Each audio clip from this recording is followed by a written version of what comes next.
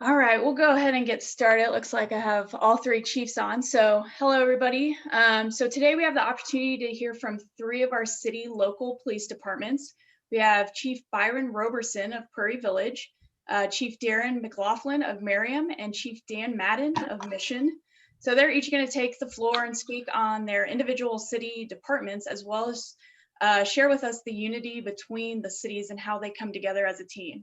So welcome, guys, and thank you for joining us today. I will start with Chief Roberson. I'll let you take the floor first. So if you want to just give us a little background information on yourself, tell us about anything new with your department, and then how your department works and supports other city departments in the area. Okay, hello there, everyone. Trying to get some. What we do have new is a bunch of computers here. So mine is. I just got all new furniture, and we've got to figure out a place to put the computer that works out good, because it's kind of right now all the cords are in one certain place. So I've got to have this computer right here in the corner here, and my shades are gone, so I can't really make it any darker back there. So sorry if it's a glare for you. Again, I'm Byron Roberson. I am Chief of Police for Prairie Village, and some may know that we also are contract with Mission Hills Police Department. It's actually a Prairie Village Police Department, Prairie Village officer, but their cards say Mission Hills on them. We've been contracting with them since I believe the late 60s. I was appointed chief here in January. I was deputy chief for about a year and a half before that. I have been working here at Prairie Village this is starting my 27th year. So I've been here probably, so I have a lot of officers who aren't even that age. So you start to feel like the old guy in the room when you have officers who were born 2 or 3 years after you were, started being a police officer. But it's been a great career. I was just talking to someone the other day about this, about how long are you going to do this job? How long are you going to be a police officer? I said, every day, and this is not cliche. It may sound like it, but every day I go to work, I enjoy going to work. I don't know what it's like to dread going to work. Don't get me wrong. There are days that are hard days as a police officer, days that you don't look forward to because of something that's happening during that time period. But in general, it's a job that I've enjoyed going to. I was very lucky that I knew my path very early in life, sometime in high school, when I decided to be a police officer. I'm from Kansas City, Missouri. I graduated from Grandview High School. Went to college down in Mississippi at a place called Jackson State University. For all you sports fanatics, it is the home of Walter Payton. And my parents are from there. I'm not from there, and I wanted to see what it was like in a different part of the world when I was graduating. So I decided to go to college there and see what that was like in the South. So I got a great perspective that I brought back and started being a police officer here. I started my career at a small town in Plattsburgh, Missouri. If you've ever been up to a place called Clinton County, Missouri, it's up towards St. Joe, beautiful place. Back in 1993. I'm sorry, yes, 1993. So here at Prairie Village, what do we have that's new, I guess, and upcoming? We have a lot of things going on here that I think are the good part about my position at Prairie Village. I got a chance to be deputy chief before I became chief. There was a lot of things that former Chief Tim Schwarzkopf and I worked on prior to me taking over as chief. So a lot of initiatives, we were working on or thinking about prior to me becoming chief. And so I continued. I'm not one to, do something different just because it's different. We were already working on problems and solutions to problems before I became chief. So that's and that's a good thing. There are some things that we have started. Technology is one that we are working on. That's something new for us. A drone program, which is very new. I mean, I never thought when I started this job that there would be anything, technology wise like a drone to be used in law enforcement. But I believe in the future it will be as common as the patrol car. And it's just another one of those pieces of technology that I think everyone will start to use. So, hopefully we're on the front end of that. Also, we're going to be we're starting a canine unit here. It is slated to start sometime at the end of 21 or the beginning of 22. It is a program that I think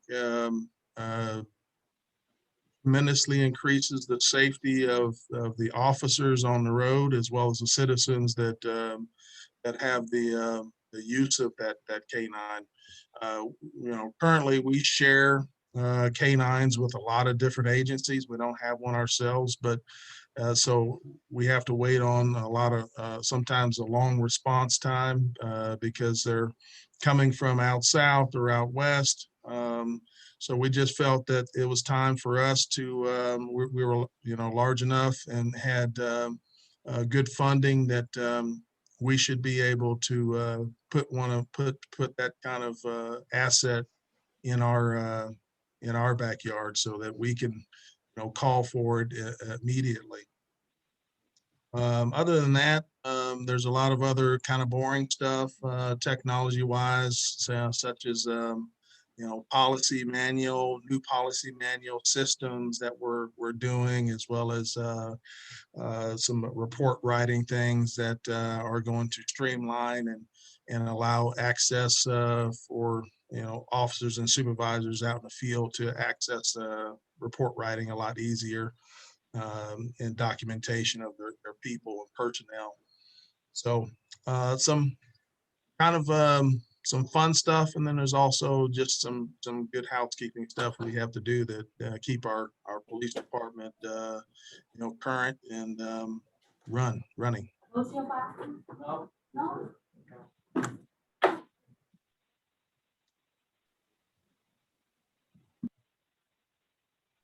Awesome. Well, thank you, Chief Roberson. We appreciate it. I will go on next to Chief McLaughlin. If you want to go ahead and take the floor.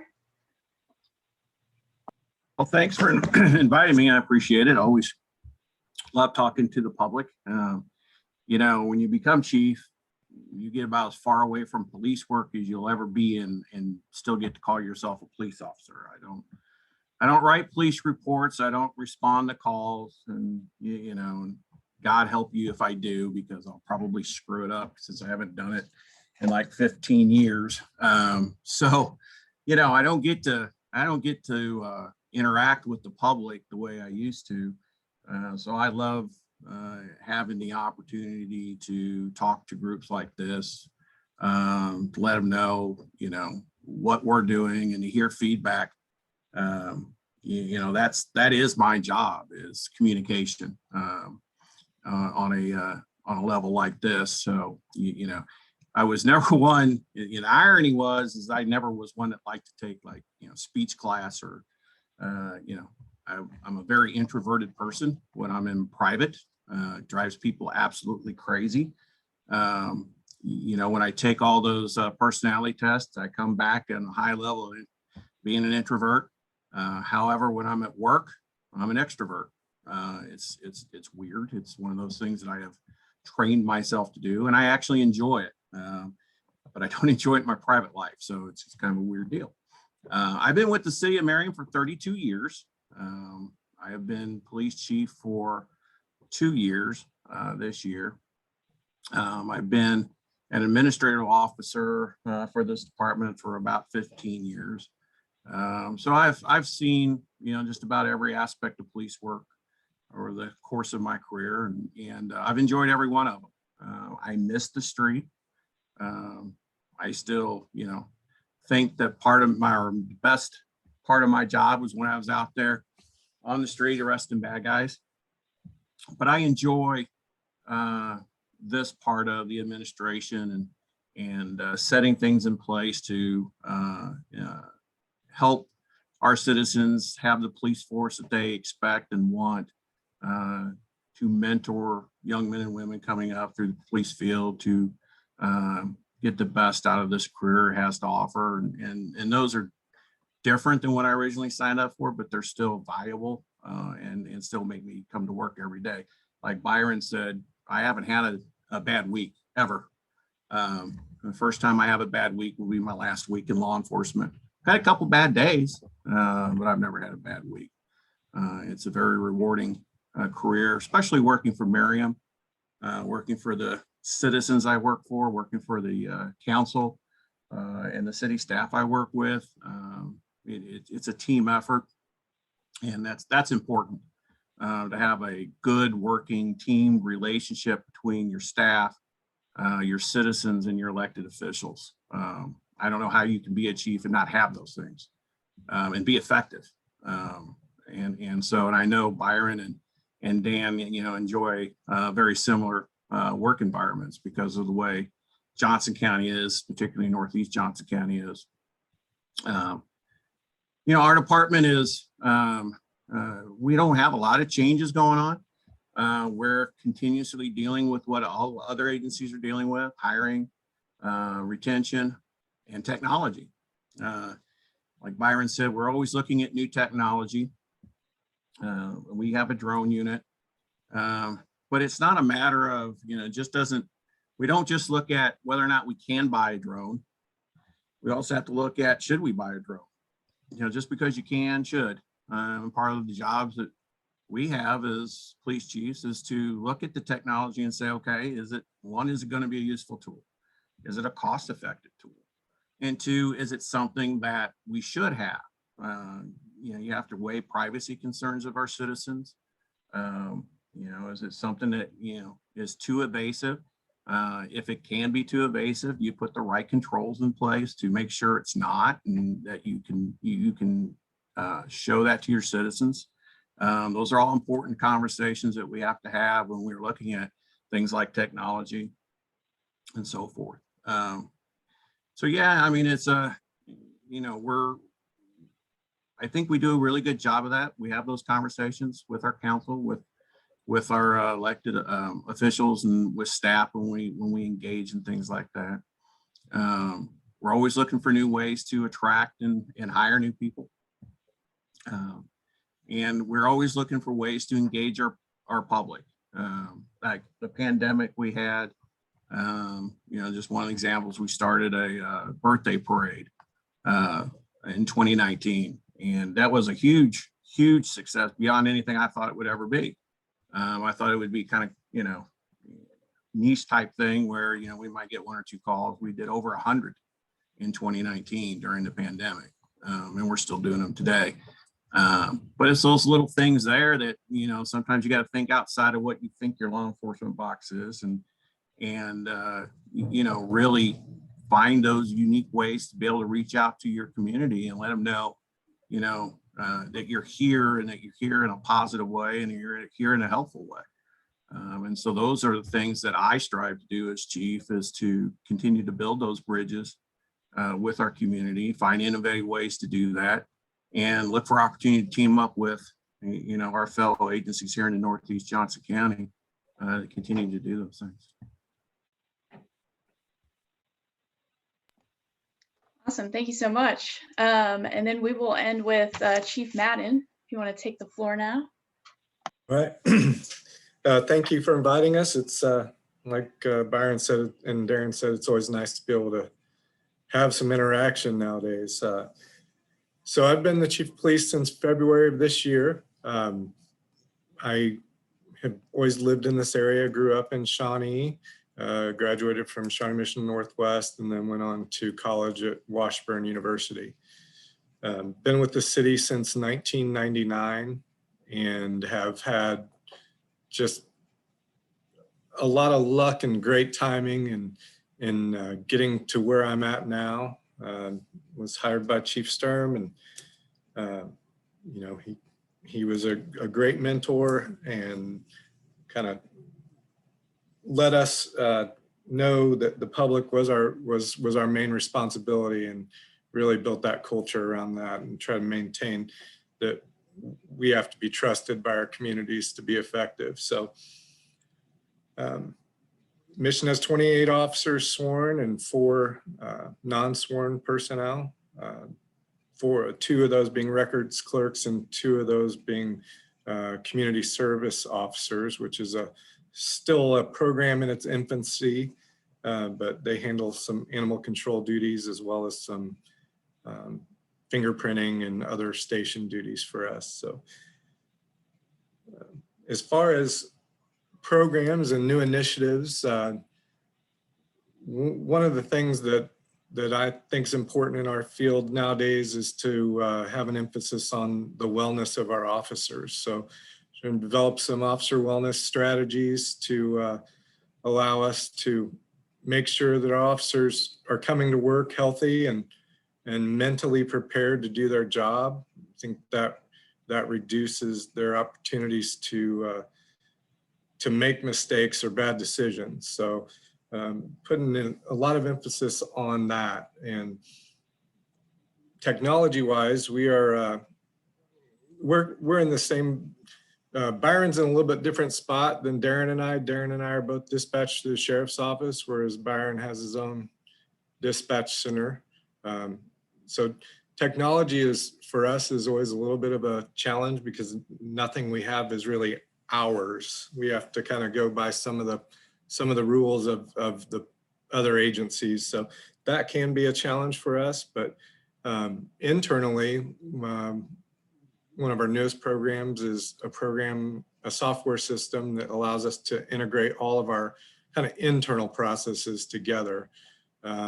So all of our use of force data and internal affairs and bias-based policing statistics and all those data collection points that we look at internally, and that kind of goes along with our officer wellness initiatives as well. So, and then Darren touched on a little bit, but one of the things that we are putting a large emphasis on is professional development. We have to prepare the people to take our jobs from us. And sometimes that, you want to hold on to all your knowledge because you think that brings value to your organization, but we really find that that's detrimental to an organization. We always need to have people willing to step up and take the leadership positions in a police department. So, public engagement is really important to us as well. And we are excited to be able to start moving towards that in person as we hopefully are continuing to end this pandemic. So those are the things that we have. We don't have any fun toys or anything like they have. We do rely on outside agencies for a lot of those things. Like Darren is saying, you have to look at the benefit and the cost. And, for us, when we look at things like a canine, it's not efficient for us for the types of calls that we have and deal with. So larger agencies, it's great. And we really appreciate the assistance they offer when those times come that we do need it. But for us, it's probably not the most efficient use of our dollars, but it's a very great tool. So that's what we have going on here, and just happy to do it. Great, thank you, Chief Madden. Well, at this point, I just want to open it up to everyone else on the call. Since we have these three chiefs all together right now, which we don't really get that opportunity too often. If anybody has any questions for any of these guys or for all three of them, we'll open it up to everybody else right now.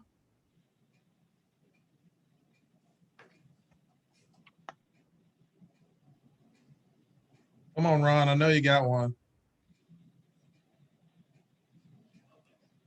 I don't have one. I'm just here to lend my support. I do not have a question, but I would like to say thank you very much to all of the officers and the chiefs for everything you guys do for keeping our city safe and our residents. You have a very hard job, and just know that we truly appreciate everything you do. Thank you. I guess I got a question. I think in that same line, over the last year plus, police departments have had a tough time for a number of reasons. City officials have had a very tough time, very straining time. As Chief Roberson said, he's been with the Prairie Village Police Department for a long time. And he's always been a wonderful addition to the department, and we were thrilled to have Byron become Chief Roberson, and then the new initiatives that he has brought to council that we just recently approved. The canine unit just came before council at the last meeting a week and a half ago, and then the drones, I think, was 3 weeks ago, three and a half weeks ago. So we're moving and getting some new things. And in addition to that, Chief Roberson has been involved and helping with a number of marches and protests that we've had through Mission Hills and Prairie Village along state line. All of those have been successful, have been just completely handled well, and good interactiveness between the Prairie Village Police Department and those who were involved. Thank you. Councilman Nelson, he hit on a couple of things that would be good to talk about a little bit. One, that Chief Madden also said earlier that, it's good to have technology, but you can't always, buy all the technology at one time, and you have to weigh, the benefits to the cost. And we have to do the same thing. There's a lot of things that, bigger agencies have that, we think are good pieces of technology, but sometimes they're just, there's just not the bang for your buck for us, even for our size. So we're choosing things, I think, that will promote officer safety and citizen safety that are worth it for us. There's a lot of, like I talked about earlier, as far as technology, I mean, everything is geared towards technology, even the dog, even the canine. Canine is geared towards technology. There's all kinds of apps and training tools that are used for the dog to maximize their usage. The drone can do so many things that we didn't think were possible 20 years ago.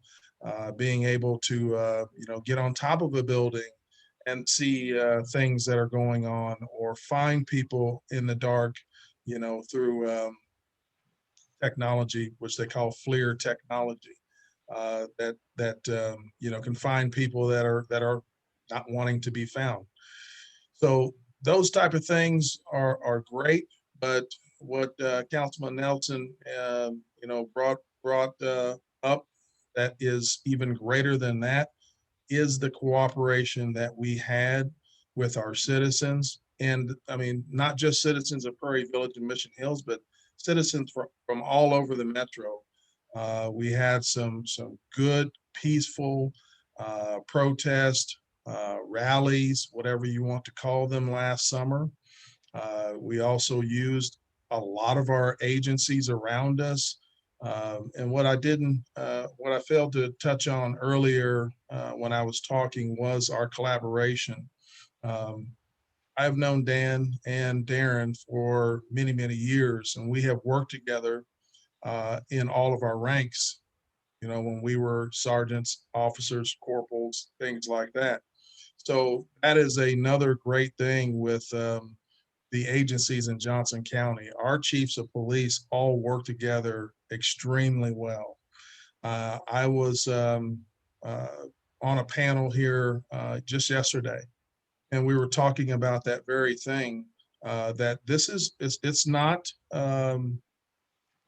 common across the United States. I have been to many different places. I've been lucky enough to attend a lot of great training. This department has sent me all over the United States to some very good training. I've met some very, very smart, bright people around the United States. And there's a common thing that happens is that you trade information with a lot of these different agencies across the United States, from New York to LAPD.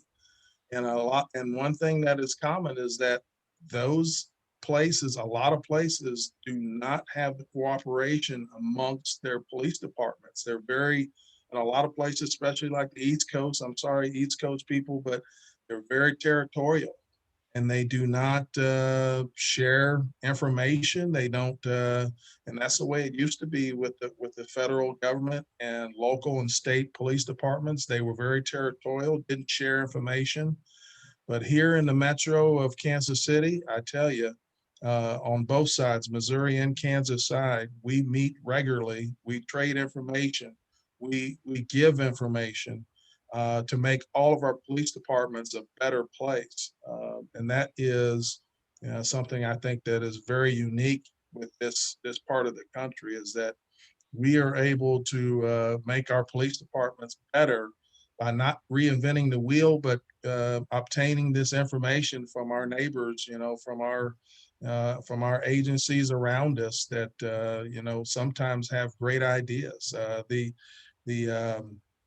celebration of the birthdays and anniversaries and things like that during COVID, we got from Merriam, from Darren. It was a great thing, and we're still And we doing stole it those to from this day. somebody else. Yeah, and that's what we do. So I really appreciate this opportunity that we can, you know, tell you a little bit about our police departments and how well we work together. It's not just the police departments either. It's the fire departments. Our fire departments and our EMS and our emergency management systems all work very well together in Johnson County. Sorry for being so long-winded. Well, and to piggyback on that, Byron, because there's a couple questions in the chat here that we can cover on this topic. I don't think the citizens of Johnson County really realize how fortunate they are in terms of their tax dollars and how they're force multiplied as a whole. Merriam is 4.5 square miles, 11,000 people. I have a police force of 32 people. However, because of the unique location of Merriam, I-35, Shawnee Mission Parkway, 75th Street, border KCK, our call load is much higher than what a city our size generally would have. Our need for resources are probably a lot greater than a city our size should have, but not for the fact of where our locations are. However, our citizens have a very efficient and effective police force. A lot of it due to the amount of money that they are willing to invest. A lot of it due to good personnel and good leadership. but a whole lot of it is due to the force multiplication that happens because of the things that Byron talked about early. You know, the Johnson County Sheriff's Office provides us with resources that we could never provide. Dispatch services, just to name one. Command posts for when we have situations. You know, we don't have situations every day where we need a command post. So having the citizens of Merriam invest in one would be a lot of money for something that wouldn't get used very often, but is needed. Overland Park provides command posts if the county can't. Emergency management services on a county level. And then, you know, we share in, crime information through a RMS system that everybody every city in the county uses. We couldn't afford to have a system like that just for the city of Merriam. But it's so invaluable because I'm only 4.5 square miles. Crimes that occur in Merriam are also occurring in Overland Park, are also occurring in Lenexa and Olathe. They're flying through Merriam. They may stop to commit a crime here, but I guarantee you they're going to Mission and Prairie Village. And so we're dealing with the same people. And so the ability for us to communicate and share information and act in real time together is invaluable, and it's a force multiplier. And we have agreements. All of our agencies have agreements in writing to help each other. Our dispatch centers are all connected. They're all interconnected. They can see what each other is doing. They can see Prairie Village dispatch can see where Merriam cars are at. The sheriff's office who dispatched for us can see where Overland Park cars are at. And we can ask for assistance on a moment. We all have the same radio system. So we can hear radio traffic that's going on in real time in Overland Park. So if they're involved in some sort of pursuit, it's going to go through Merriam. It's going to go through Prairie Village. And we can be set up and ready to go to lend assistance for that. If there's God forbid, we ever have a mass shooting, we all train together on active shooter. It's not Merriam has its own training. We all literally get together, Overland Park, Lenexa, Merriam, Prairie Village, Mission, and our officers train together on that thing. This is something you don't see normally in any major metropolitan area. So the citizens of this county, citizens of Merriam, are really getting an incredible value for their tax dollar because of the way we're able to force multiply those personnel and equipment and data. And I think it's something special in this county. And like Byron says, I've been all over the country in various different trainings. I don't know if there's anybody that can compare what we have. I think they're all envious of what we have, to be honest about it. I agree. And the other aspect of it is the human aspect. And, you know, we're all willing and happy to help one another. It's not a territorial thing. When you talk about crime, people don't, generally criminals probably don't even know what city they're in when they're committing a crime. So, you know, that travels and we're able to get that information out instantly. And it's just casting this wide web that really helps in the long run in keeping our community safe.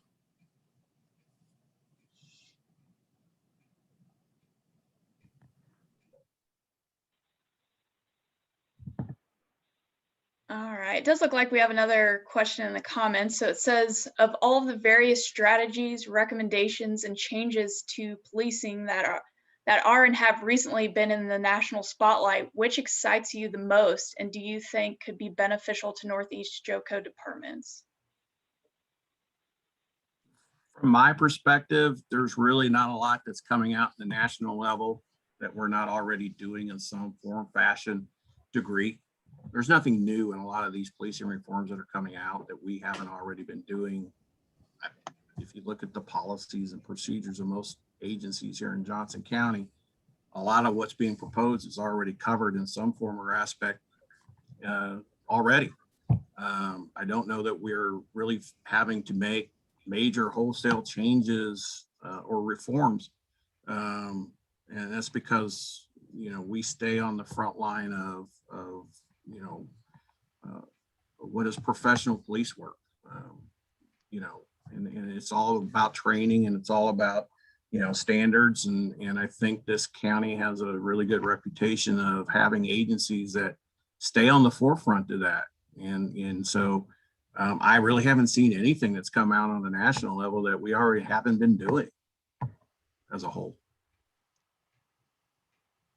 Yes, I would wholeheartedly agree with Chief McLaughlin. I see there's another question on here from Kyra. Do you want me to address that one? It says, I'm so impressed with the willingness to cooperate across city lines between your departments. What do you think are your biggest challenges your department face individually? Great question. Our biggest challenge, I'm sorry to probably steal your thunder, other chiefs, because I bet you it's probably pretty close to this. And that is being able to attract people to this job, attract new officers. For us, you know, when I first started in 1995 here at Prairie Village, I can remember there being somewhere around 250 applicants for about 4 jobs that they were hiring for. And I thought there was no way I was going to get this job. But you know, somehow I wiggled my way through that and was able to get hired. If we have, so fast forward to today's time, if we have 15 to 20 applicants, we're excited. And it may be for 4 or 5 jobs or even more. So one thing, I'll be real quick, one thing that happens for a police department of all of our sizes, as time goes on, technology, law, just the sheer number of things that police officers are required or asked to do now. You know, a lot of our job deals around, you know, social issues of society, more so than law enforcement or enforcement of laws or traffic. It really has moved towards our responsibility being much greater than it was in the past, and that's a good thing. We're supposed to have those resources. And that's why we, you know, as Chief said earlier, do all of that training, CIT training, all kinds of different de-escalation training, and knowing where to find the resources and how to use the resources to maximize, you know, the assistance that we can give our citizens. So all of that culminates to a lot of training. So an officer, for us, we lost 3 officers that just chose to leave the profession. And then we lost 5 officers in the last year or so, just over a year, to retirement. They got to the point where they could retire, and they retired. So that is 2 things that, you know, we haven't dealt with a lot in the past, is that people who could retire didn't necessarily retire, but now it's you know, it's maybe a good time to get out of this business, so they leave the business. But the problem is that it takes us a solid year to get someone who is not trained, hasn't been to the academy and all of that, up to speed so that they can actually operate by themselves. So when we have those 20 applicants that we're excited to get, probably only 2 or 3 of them pass the background and go all the way through, which takes, you know, several weeks, if not a couple months, to get them hired. So then that's the front end. Then they have to go through 4 months of academy, because there's a lot for them to learn. And, you know, it's good training, and they have to have that training in which to you know, be given this huge responsibility out here on the streets. But once they get done with the academy, that doesn't necessarily mean that they know how to work the job. It's just like when you go to college, you get your degree, you know, you're all fired up and ready to go, but doesn't necessarily mean you're ready to do whatever chosen profession you choose. And so they spend about 4 months on average when they graduate from the academy with another officer learning how to do the job. And once they've shown proficiency, then we release them. So you're talking about 10 to 12 months into the process when we finally get usage out of that officer. And that's a long lead time. And that's why we're trying to make sure we keep our officers. That's why it's so important for us to, it's not all about pay, but you have to pay them correctly, or otherwise they'll leave the profession and go to some other profession that pays them better, or and that's why we do the salary surveys. We share our information. That's another thing that's very unique to this area, that we share all of our salaries because we want to remain competitive. No one wants to lose an officer that they've spent all that time on training, hiring, vetting them, and then lose them to another agency, 6 months after they get done because of a couple dollars pay. So that's why there's a lot that goes involved. There's a lot involved in it, but there's, hiring and retention is a major, major issue for us. Just something that is fairly new and why it's important for the Chiefs group to stay on top of that is it's not just about bringing people to our profession, but when we first started this job, if I wanted to leave Mission and go to work for Merriam, I started at the bottom, and now what we've seen is because of the competitive nature of being able to find qualified applicants, is you have other agencies that are doing lateral transfers and bringing in, what you're paying an officer at a lot greater pay. So we have to focus on what we can do internally within our departments to keep people happy as best as we can and stay at our organizations.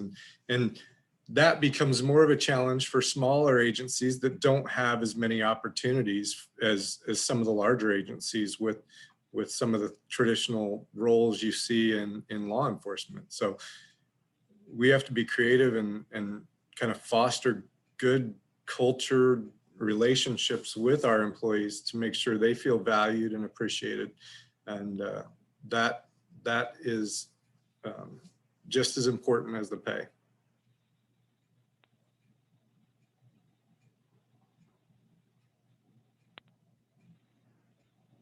Are there any other questions from anybody? I think we answered them all in the chat. All right. Well, if there's no other questions, I want to thank all three chiefs for being on this call today, and for your service, for everything you do for our communities, leading your departments. I think it was really great to hear that, every day you enjoy going into work. You haven't had a bad week. I think that's really special for us to hear that you want to be in your roles and you enjoy it. So, and I know all of us, we all always enjoy seeing you around town when we can. So this was really special to have all three of you in front of our chamber to be able to talk with us directly. And we definitely welcome you back. So hopefully we'll see you at some chamber events here in the near future as we all start coming back together. And yeah, we will leave it at that. Thank you all very much. Appreciate everybody's time today, and we will hope to see you all soon.